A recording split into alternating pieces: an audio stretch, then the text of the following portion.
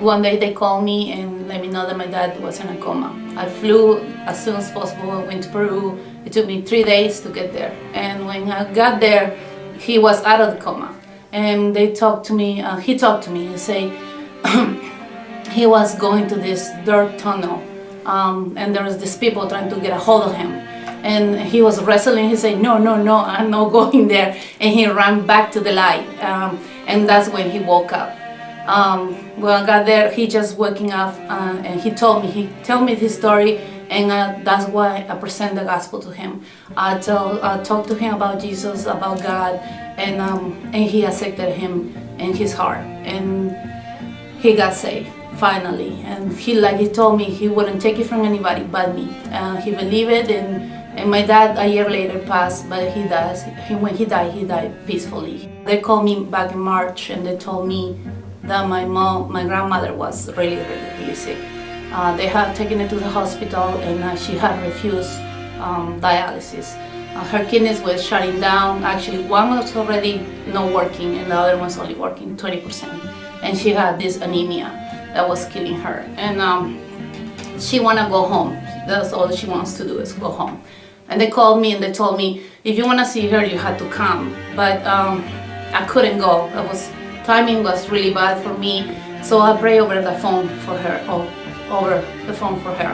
and the Holy Spirit prompted me to just pray for healing, nothing but healing, and that's what I did. And I prayed over her, and when she woke up the next morning, she said, "Who's the doctor that came to see me?"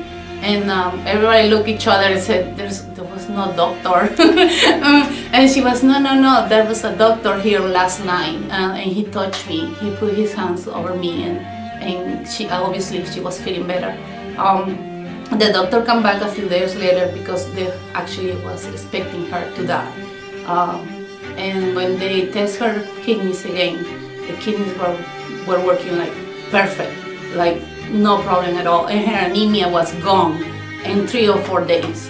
Her hemoglobin jumped from 7 to 12, and they were amazed. That gave me time for me to fly over there and get her safe. I shared the gospel with my grandmother, and she accepted it, and she was very resilient with everybody else that shared with her. But she listened to me, we got her safe, and then after 5 more months later, she passed away. But I'm very happy to say that thanks to my church, thanks to Pastor Nate, Pastor Matt, and Pastor Susie, they teach me, they taught me, they had every service they talk about it. They taught us how to listen to the Holy Spirit. They teach us how to do miracles. Although I wasn't believing all that at the beginning, I was just hesitating when I came to this church. It was different. Praying in tongues, but I learned that all those belongs to God, and that's what my church gave it to me 8 years ago. I started coming to this church and had changed my life, and I'm glad to say that changed many lives too.